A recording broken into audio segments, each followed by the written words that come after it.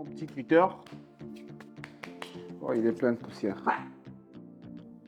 Qu'est-ce que tu as, toi? Il y a quoi? Ok. Bonjour tout le monde. Aujourd'hui, je vais vous présenter un élément que j'ai reçu là. J'attends ça depuis un bon petit moment, une semaine à peu près. Donc, il s'agit... Oh, c'est lourd. Ah, aussi gros que ça. Depuis quelques années, je suis intéressé particulièrement par certains types d'écrans. Les moniteurs d'ordinateur de type ultra-wide, de chez LG particulièrement. Il y a plusieurs marques qui le font, Samsung en fait, Philips, Sharp, il y en a plusieurs. Et particulièrement, moi je m'intéresse à la gamme ultra-wide de LG. Ici j'ai un moniteur LG que je vais déballer devant vous. Donc pendant que je suis en train de déballer, je vais vous raconter la petite histoire. C'est pas mon premier écran de type ultra-wide. J'en avais déjà un qui était de 25 pouces. Un jour, pendant un déménagement, j'ai eu un petit souci et une partie de l'écran est complètement foutue et on voit plus grand chose. Du coup, j'ai continué à travailler avec cet écran endommagé pendant plusieurs années. Et maintenant, j'ai décidé de faire le pas vers un autre écran un tout petit peu plus grand, juste un tout petit peu. J'irai plus grand encore plus tard. Donc cet écran-là, il est de 29 pouces. Ouais, juste un tout petit peu. On est passé de 25 à 29 pouces, c'est pas grand-chose. Et vous allez remarquer, ce sont des dimensions pas très communes. Généralement, les écrans d'ordinateur, on est sur du 24 pouces, après il y a 27 pouces, ensuite on va plus haut, 32, pour aller encore plus haut. Voilà, là j'ai le stand. Je vais d'abord retirer le carton pour faire plus d'espace. Et après, je vais vous montrer tout ce qu'il y a dans la boîte. Oh là là! Ah oui, il est blanc. Ouh.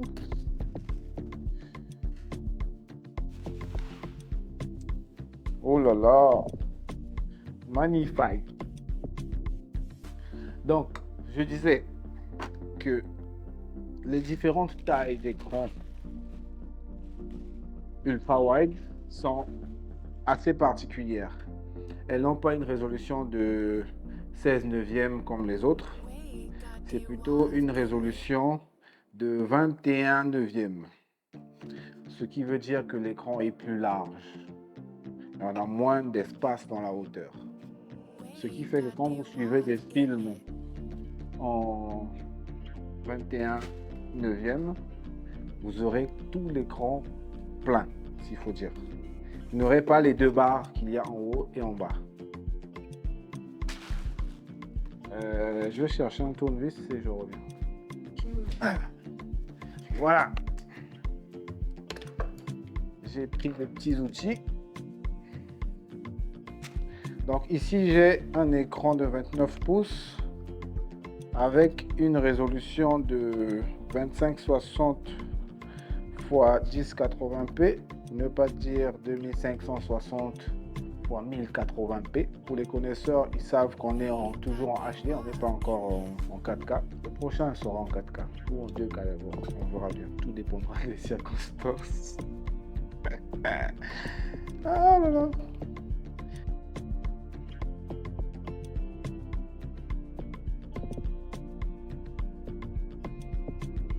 Donc, comme je disais, j'ai choisi le modèle de chez LG parce que j'aime bien les produits de LG. Normalement, ce qui serait le plus idéal, ce serait un écran de marque BenQ pour photographe. Pour l'instant, je vais me contenter de celui-là. À vrai dire, c'est même pas moi qui vais l'utiliser. Je vais le donner à quelqu'un ici au studio. C'est lui qui va l'utiliser parce que ça me convient pas. Il est trop petit. Mais bon, je tenais quand même à vous présenter ce produit. Déjà, c'est plus large que mon laptop. Pour l'instant, je travaille sur le laptop et j'ai un écran trop petit. Donc, je vais l'utiliser pendant, je sais pas, on va voir, une semaine, un mois, le temps d'avoir un autre. Donc, je vais vous présenter un peu la connectique avant de vous montrer la face avant, parce que c'est trop beau. Je garde le meilleur pour la fin. Donc voilà. Oh là là, c'est magnifique. Donc comme connectique, nous avons un port DisplayPort. Nous avons un port USB-C, mon frère. C, c'est pas pour rien. Thunderbolt. Ça veut dire qu'il peut charger ton ordinateur pendant que tu branches ton écran ici. Tu branches l'ordinateur sur ce port-là, il te charge ton PC et tu peux aussi avoir l'image en même temps. N'est-ce pas fantastique? Un port HDMI conventionnel, comme vous connaissez. Une sortie audio si vous voulez brancher un casque et tout, parce que vous avez la possibilité aussi de sortir le son. Il a des haut-parleurs qui ne sont pas top du tout. Je vais voir si je peux faire un test, vous allez écouter. Au moins, il y a du son. Pas recommandé, mais il y a du son. Et puis, la fiche d'alimentation. Je comprends, il va avec ce boîtier d'alimentation là que je n'aime pas trop parce que je le trouve un peu trop gros. Les modèles plus récents ont le transfo intégré à l'écran. Du coup, il n'y a qu'un câble qu'on branche directement sur le 220 à la prise. Mais bon, on va se contenter de ça pour l'instant. Donc voilà, c'est pas mal. Ça vient avec un câble HDMI. C'est quel type de HDMI celui-là? Il n'est pas mentionné. Je vois pas grand chose. Ouais. Donc voilà. Et le moment tant attendu, voici la face avant. Bon, il y a un peu mes traces de doigts par là, mais ça va. Il est réglable. On peut régler la position comme ceci. Mais par contre, sur la diagonale, non, on ne peut pas régler la diagonale. On va se contenter de ça. Qu'est-ce que vous en pensez? Il n'est pas magnifique? Magnifique. Donc, je vais le tester avec mon laptop. Et je vais vous montrer qu'est-ce que ça donne. Ok, je le mets à côté. Je mets ça à gauche ou à droite? Là. Je vais tester avec mon MacBook Air. Bon, pour les configurations, on a un joystick là-dessous pour pouvoir choisir les inputs. On a le HDMI, DisplayPort, USB-C. On a les réglages ici. On peut l'éteindre par là. On peut faire les réglages d'image une fois que le câble est connecté ici. Ok, pour l'instant, je vais le connecter à mon Mac. Donc, je vais le connecter à mon MacBook Air pour tester un peu la qualité d'image et on va voir ensemble. Ici, j'ai un câble HDMI. Sur mon MacBook Air, j'ai que des ports USB-C. Donc, logiquement, je vais commencer avec cet adaptateur-là. C'est un adaptateur de marque Anker. USB-C vers HDMI. Jusqu'ici, il m'a toujours bien servi. Mais rien que pour ce cas-là, j'ai pas envie d'utiliser toute cette connexion-là. Je pense que ça, je vais le remettre à Tony qui va utiliser sur le MacBook Pro. Parce que lui aussi, il n'a que des ports USB-C. Donc, je pense que cette config-là, je vais la laisser pour lui. Et moi, je vais passer à quelque chose de plus correct. Bon, c'est pas moins correct, mais je dirais quelque chose de plus simple. USB-C vers HDMI direct. Donc ici, j'ai un produit de la marque Ugreen. C'est un câble USB-C vers HDMI mâle, parce que ici c'est un HDMI femelle.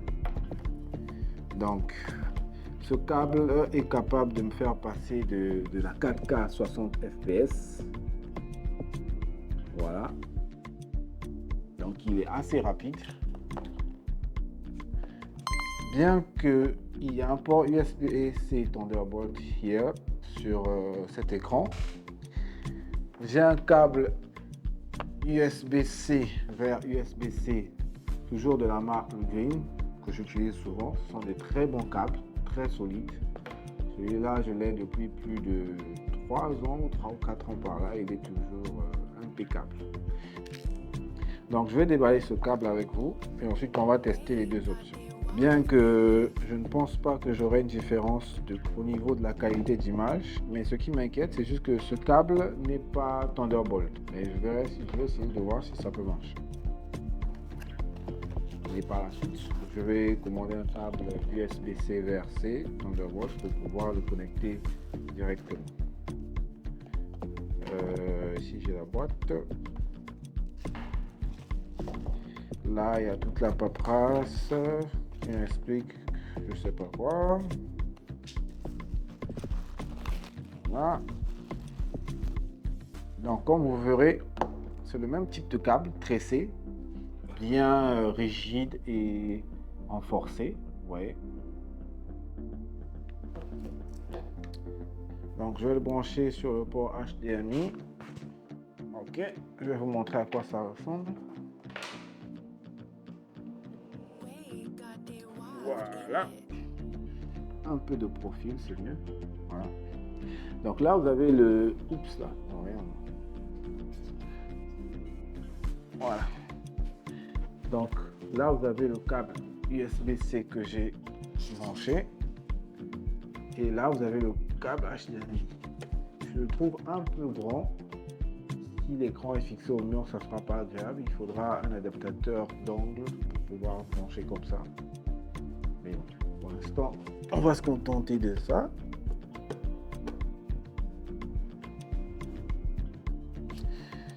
Ok. Voilà. J'ai pas précisé que le câble USB-C vers HDMI, j'en ai pris un de 3 mètres. Oui, c'est précisé là sur la boîte, 3 mètres. Toujours plus pratique. Voilà. Normalement, tout devrait se faire. Autorisé. Et voilà. On va chercher de la musique pour tester l'audio.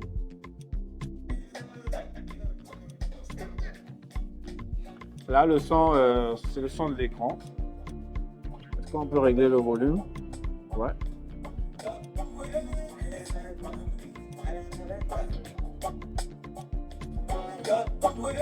Pas mal.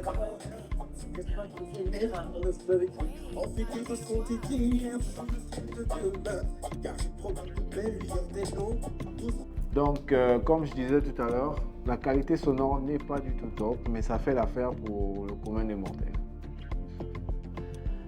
Mais moi, ça me convient pas trop. Il faudrait ajouter avec des speakers pour PC, ce serait peut-être mieux avec un caisson de basse. Ce serait mieux. Donc ici, je vais vous montrer quelque chose de très particulier.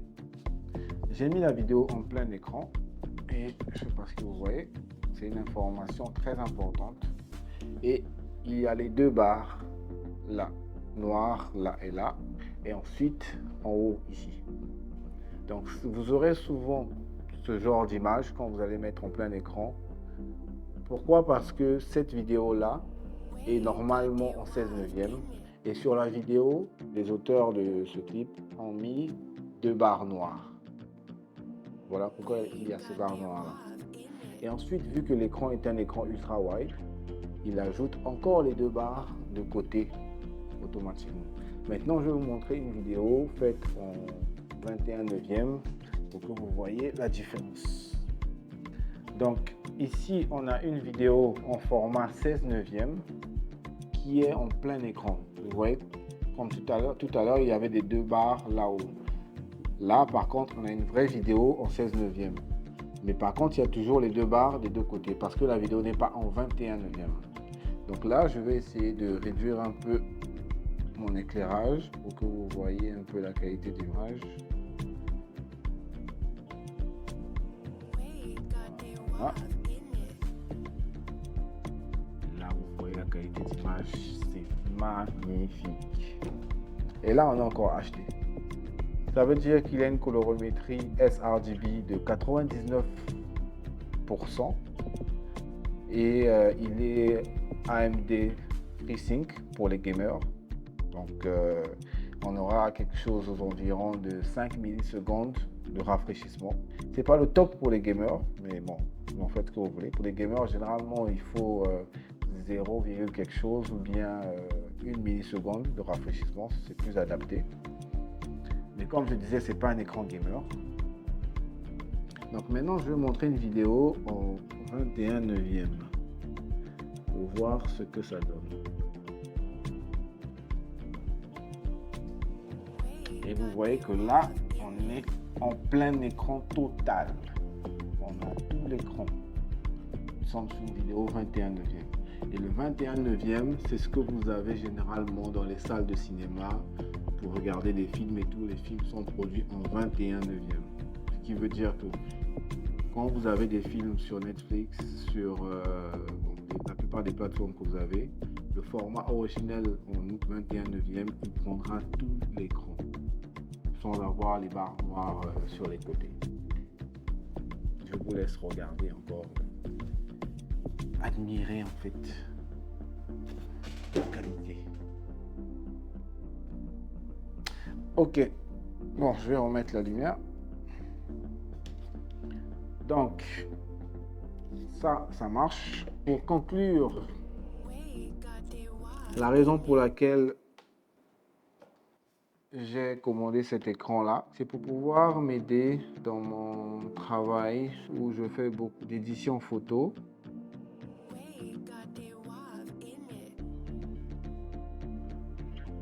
Donc, voilà. J'ai plus d'espace horizontal. Et en ayant plus d'espace horizontal, je peux ouvrir 2 fenêtres en même temps. Et là, en fait, ça a l'air de rien, mais ça change énormément de choses. Voilà. Je peux avoir YouTube d'un côté. Et puis ici, par exemple, Lightroom, où je travaille d'un autre côté. Et en plus, vu que j'utilise un laptop, je pourrais le mettre là en dessous et avoir l'impression d'avoir 3 écrans. C'est très très pratique. Et croyez-moi, une fois qu'on se lance là-dessus, pour revenir sur les écrans ordinaires, c'est pas évident. Parce qu'on s'habitue déjà à ce mode d'affichage là. Pour l'instant, c'était le déballage de l'écran. On verra sur le long terme ce que ça donne. Je reviendrai vers vous avec plus d'informations. Si vous avez des questions, mettez-les dans la zone de commentaires en bas. Si ce type de contenu vous intéresse, si vous voulez voir encore toutes les autres technologies que j'ai ici avec moi, je vais essayer de vous présenter un maximum de choses. Peut-être pas tout, mais on verra bien les occasions qui vont se proposer. Si ça vous intéresse, n'oubliez pas de vous abonner. Cliquez sur la cloche de notification. Si vous avez des questions ou des commentaires, vous savez où les mettre là-dessous. Et je vous dis à la prochaine pour la prochaine vidéo. Allez, bye. C'est quoi? Tu sais pas pourquoi? Tout était bien tout à l'heure. Donc maintenant je commence à parler, tu commences à... Hé.